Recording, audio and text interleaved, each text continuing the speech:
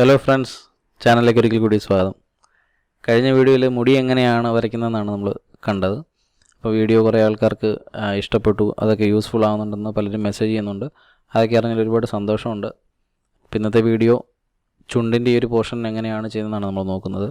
ഇതൊരു ഒരു ടിപ്പിക്കൽ ഒരു എക്സാമ്പിൾ അല്ല ചുണ്ട് എങ്ങനെയാണ് വരയ്ക്കേണ്ടതെന്നുള്ളത്. ഇതിപ്പോൾ നമ്മളെ പോർട്രേറ്റിൻ്റെ ഈ ഒരു ഭാഗമായതുകൊണ്ട് ഇത് ചെയ്യുന്നതാണ്. ഇതിനകത്തിൽ ഒന്ന് രണ്ട് പോരായ്മകളുണ്ട് ഈ ഒരു റെഫറൻസിൽ. അതായത് ചുണ്ടിൻ്റെ ഷേപ്പിലുണ്ടാകുന്ന ഒരു പ്രശ്നം, അതേപോലെ തന്നെ പല്ലിൻ്റെ ഡീറ്റെയിൽസിനകത്ത് കാര്യമായിട്ട് നമുക്ക് കിട്ടുന്നില്ല എന്നുള്ളത് മറ്റൊരു പ്രശ്നമുണ്ട്. അപ്പോൾ ഇതൊക്കെ എങ്ങനെ വരയ്ക്കുമെന്ന് സംശയം ഉണ്ടാകാം ചിലർക്ക്. അപ്പോൾ അതിന് ഒരു സെപ്പറേറ്റ് ഒരു വീഡിയോ ഞാൻ ചെയ്യുന്നതായിരിക്കും. അപ്പോൾ നമുക്ക് ഈ വീഡിയോ കണ്ടിന്യൂ ചെയ്യുന്നതിന് മുമ്പ് റെഫറൻസ് ഒന്ന് ശ്രദ്ധിക്കുക. എന്തൊക്കെയാണ് റെഫറൻസിൽ നമ്മൾക്ക് കാണാൻ കഴിയുന്നതെന്ന്. റെഫറൻസ് ശ്രദ്ധിച്ചാൽ നിങ്ങൾക്ക് മനസ്സിലാവും. ചുണ്ടിൻ്റെ ഒരു അവിടുത്തെ ഒരു ടോൺസിൻ്റെ ഒരു രീതി എന്ന് പറഞ്ഞാൽ എപ്പോഴും മുകളിലത്തെ ചുണ്ടിന് ഒരല്പം വാല്യൂസ് കൂടുതലായിരിക്കും. താഴത്തെ ചുണ്ടിലാണ് കൂടുതൽ ഹൈലൈറ്റ്സ് വരുന്നത് ഈ ഭാഗം. അതേപോലെ തന്നെ ചുണ്ടിൻ്റെ ഈ ഒരു ഭാഗം, മേളത്തെ ചുണ്ടിൻ്റെ ഈ ഒരു പോർഷനിലും ചെറിയ ഹൈലൈറ്റ്സ് ഉണ്ട്.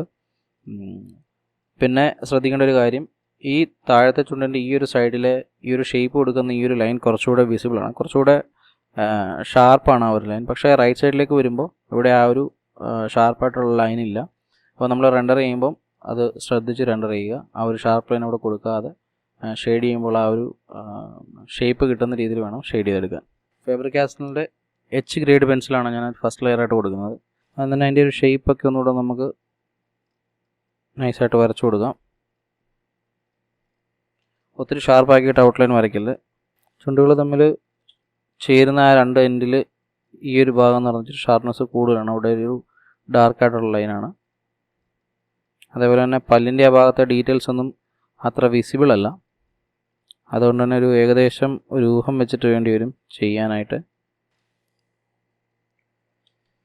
മേളത്തെ ചുണ്ട് തന്നെ ആദ്യം ഷെയ്ഡ് ചെയ്ത് തുടങ്ങാം. ഒരു സൈഡിൽ നിന്ന് തുടങ്ങാം. ഷെയ്ഡ് ചെയ്യേണ്ടത് എങ്ങനെയാണെന്നും ബ്ലെൻഡിങ് എങ്ങനെയാണെന്നൊക്കെ നമ്മൾ കഴിഞ്ഞ വീഡിയോസിൽ നിങ്ങൾ കണ്ടുകൊണ്ടിരിക്കുന്നതാണ്. അപ്പോൾ അതേക്കുറിച്ച് കൂടുതലായിട്ട് വീണ്ടും റിപ്പീറ്റ് ചെയ്യുന്നില്ല. ചില പോർഷൻസൊക്കെ ഞാൻ കുറച്ച് സ്പീഡപ്പ് ചെയ്യുന്നതാണ്. ചുണ്ടിൻ്റെ ഭാഗം ഷെയ്ഡ് ചെയ്യുമ്പോൾ ശ്രദ്ധിക്കേണ്ട ഒരു പ്രധാനപ്പെട്ട കാര്യം എന്ന് പറഞ്ഞാൽ, ചുണ്ടിന് ടെക്സ്ചർ കൊടുക്കുന്ന ചെറിയ ചെറിയ റിങ്കിൾസ് ഉണ്ടാവും. ചെറിയ ലൈൻസിൻ്റെ ആ ഒരു ഡയറക്ഷനിൽ വേണം നമ്മൾ പെൻസിൽ സ്ട്രോക്ക് ചെയ്യാനായിട്ട്. അപ്പോൾ നമ്മൾ പിന്നീട് അത് ബ്ലെൻഡ് ചെയ്യുമ്പോൾ ചുണ്ടിന് ആ ഒരു ടെക്സ്ചർ കിട്ടാനായിട്ട് സഹായിക്കും. വാല്യൂസിൻ്റെ വേരിയേഷൻ അനുസരിച്ചിട്ട് വേണം നിങ്ങൾ ഗ്രാഫൈറ്റ് ആഡ് ചെയ്യാൻ. ഡാർക്കായിട്ടുള്ള ഏരിയയിൽ കുറച്ച് പ്രഷർ അപ്ലൈ ചെയ്തുകൊണ്ട് തന്നെ കൂടുതൽ വാല്യൂസ് ആഡ് ചെയ്യുക. ഹൈലൈറ്റിലേക്ക് വരുമ്പോൾ പ്രഷർ കുറച്ച് കൊണ്ടുവന്ന് ലൈറ്റായിട്ട് വാല്യൂസ് ആഡ് ചെയ്യുക. പെൻസിലിൻ്റെ ഷാർപ്നെസ് ഷെയ്ഡിങ്ങിൽ ഒരു വലിയൊരു ഇമ്പോർട്ടൻ്റ് ആയിട്ടുള്ളൊരു കാര്യമാണ്. അതുകൊണ്ട് എപ്പോഴും പെൻസിൽ നല്ല ഷാർപ്പായിട്ട് മെയിൻറ്റെയിൻ ചെയ്യുക.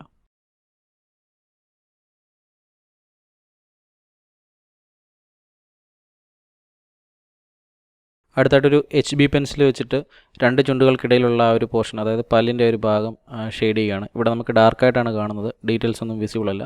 അപ്പോൾ കുറച്ച് വാല്യൂസ് കൂടുതൽ ആഡ് ചെയ്യുകയാണ് അവിടെ. അതേപോലെ തന്നെ ചുണ്ടുകൾ തമ്മിൽ ചേരുന്ന ഒരു പോർഷനും നല്ല ഡാർക്കായിരിക്കും. അവിടെ കുറച്ച് ഷാഡോസും കൂടുതലായിരിക്കും. ആ ഒരു ലൈനൊന്ന് കുറച്ച് ഡാർക്കായിട്ട് വരയ്ക്കാം.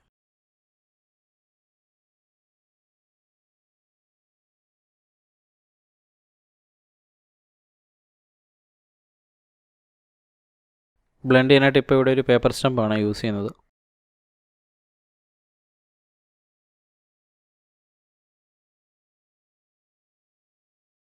അപ്പർ ലിപ്സിൻ്റെ സെക്കൻഡ് ലെയർ ആഡ് ചെയ്യുകയാണ്.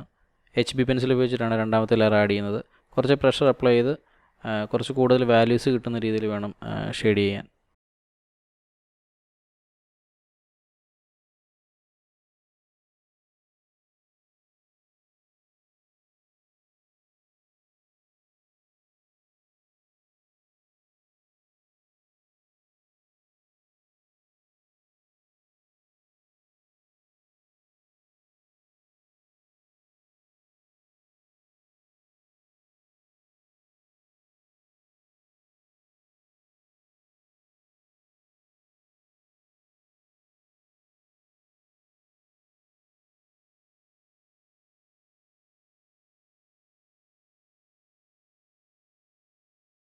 അപ്പർ ലിപ്സിൻ്റെ ഔട്ടർ ലൈനോട് ചേർന്ന് നിൽക്കുന്ന ആ ഒരു ഭാഗത്ത് ഡാർക്ക്നെസ് കൂടുതലാണ്. അപ്പോൾ അതിനനുസരിച്ച് അവിടെ കുറച്ച് വാല്യൂസ് കൂടുതൽ ആഡ് ചെയ്യാം.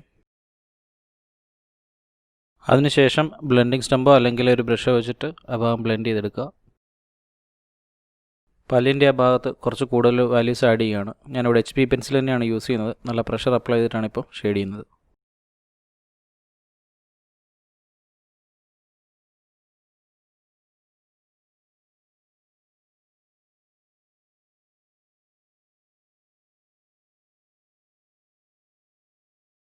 നമുക്കിനി താഴത്തെ ലിപ്സ് ഷെയ്ഡിങ് സ്റ്റാർട്ട് ചെയ്യാം. നിങ്ങൾ റെഫറൻസ് നല്ലവണ്ണം ഒന്ന് ഒബ്സർവ് ചെയ്യുക. അതിനകത്ത് നിങ്ങൾക്ക് ശ്രദ്ധിച്ചാൽ മനസ്സിലാവും താഴത്തെ ലിപ്സിൽ റിങ്കിൾസ് അല്ലെങ്കിൽ അതിന് ടെക്സ്ചർ കൊടുക്കുന്ന ലൈൻസ് കൂടുതലായിരിക്കും. അപ്പോൾ നമ്മൾ ആ ലൈൻസ് ശ്രദ്ധിക്കുക. അതിൻ്റെ ഡയറക്ഷനിൽ വേണം ഓരോ പെൻസിൽ സ്ട്രോക്സും ആഡ് ചെയ്യാൻ. താഴത്തെ ചുണ്ടിലെ ആ ഒരു ടെക്സ്ചർ എന്ന് പറയുന്നത് അതിൻ്റെ പുറത്തേക്ക് വരുന്ന ഭാഗത്ത് മാത്രമാണ് ടെക്സ്ചർ ഉള്ളത്. മുകളിലത്തെ ചുണ്ടുമായിട്ട് കോൺടാക്റ്റ് വരുന്ന ഭാഗത്ത് ആ ഒരു ടെക്സ്ചർ ഇല്ല. അപ്പം പകുതിക്ക് മുകളിലോട്ടുള്ള ആ ഒരു ഭാഗം നിങ്ങൾ ആ ഒരു ടെക്സ്ചർ ആഡ് ചെയ്യാതെ അവിടെ ഒരു ഫ്ലാറ്റായിട്ടുള്ള ഒരു ടോൺ കൊണ്ടുവരാൻ ശ്രമിക്കുക.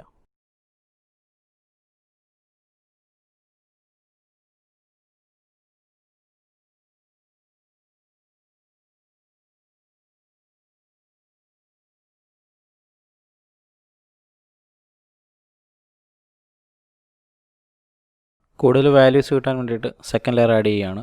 HB പെൻസിലാണ് എന്നോട് യൂസ് ചെയ്യുന്നത്.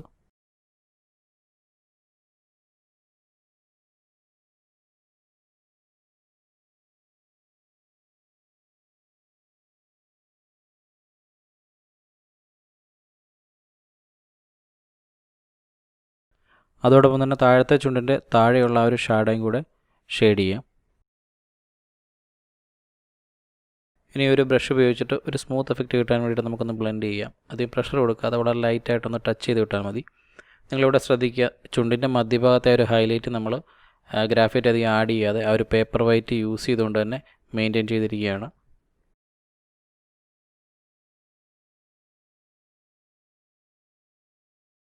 അപ്പോൾ ഇനി റെഫറൻസ് ഒബ്സർവ് ചെയ്തുകൊണ്ട് തന്നെ കൂടുതൽ ഡാർക്കായിട്ടുള്ള ഏരിയയിൽ കൂടുതൽ ഗ്രാഫൈറ്റ് ആഡ് ചെയ്യുക. അതേപോലെ തന്നെ ഷെയ്ഡ് ചെയ്യേണ്ട രീതികളും ബ്ലെൻഡിങ് ടെക്നിക്സും ഒക്കെ ഏകദേശം മനസ്സിലാക്കി കാണുമെന്ന് വിചാരിക്കുന്നു. റിപ്പീറ്റഡ് ആണ് കാര്യങ്ങൾ, അതുകൊണ്ട് തന്നെ കുറച്ച് സ്പീഡപ്പ് ചെയ്യുകയാണ്. ഇടയ്ക്ക് ഇമ്പോർട്ടൻ്റ് ആയിട്ടുള്ള ഏരിയയിൽ നോർമൽ സ്പീഡ് വീഡിയോയിൽ കാണിക്കുന്നുണ്ട്. അപ്പോൾ വീഡിയോസ് കഴിവതും മുഴുവനായിട്ട് കാണാൻ ശ്രമിക്കുക.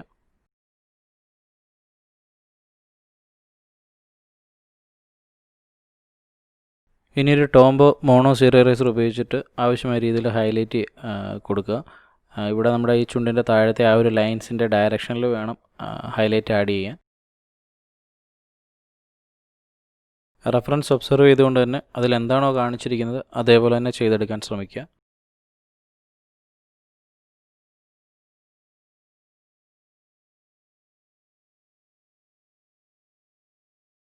അപ്പോൾ ഇനിയെല്ലാം സിമിലർ സ്റ്റെപ്സാണ്, ചെയ്ത കാര്യങ്ങൾ തന്നെയാണ്. നിങ്ങൾക്ക് ആവശ്യമുള്ള വാല്യൂസ് എത്തുന്നിടം വരെ അതേ സ്റ്റെപ്സ് കണ്ടിന്യൂ ചെയ്യുക.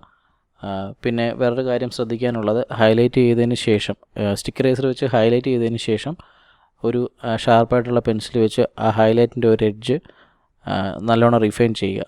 കാരണം ഹൈലൈറ്റ് വരുമ്പോൾ അതിനോട് ചേർന്ന് തന്നെ അതിൻ്റെ തൊട്ടിപ്പുറത്തുള്ള ഭാഗം കുറച്ച് ഷാഡോ ക്രിയേറ്റ് ചെയ്യും. വളരെ മൈന്യൂട്ടായിട്ടുള്ള ഏരിയ ആണ്, നമുക്ക് അത്ര വിസിബിൾ ആയിരിക്കില്ല, എങ്കിലും അതൊന്ന് റീഫൈൻ ചെയ്തെടുക്കുക ഒരു എഡ്ജ്.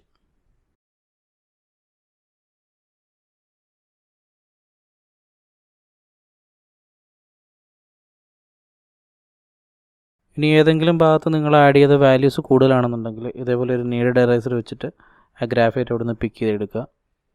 ആവശ്യമാണെന്നുണ്ടെങ്കിൽ ഒരു ഷാർപ്പായിട്ടുള്ള ഒരു ലൈറ്റ് ഗ്രേഡ് പെൻസിൽ വെച്ച് അതൊന്ന് സ്മൂത്താക്കി എടുക്കുക.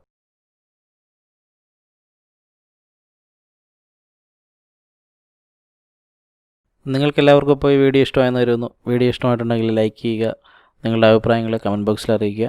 ചാനൽ ഇനിയും സബ്സ്ക്രൈബ് ചെയ്തിട്ടില്ലെങ്കിൽ സബ്സ്ക്രൈബ് ചെയ്യുക. അപ്പോൾ നമുക്ക് പുതിയൊരു വീഡിയോ ആയിട്ട് കാണാം. Bye bye.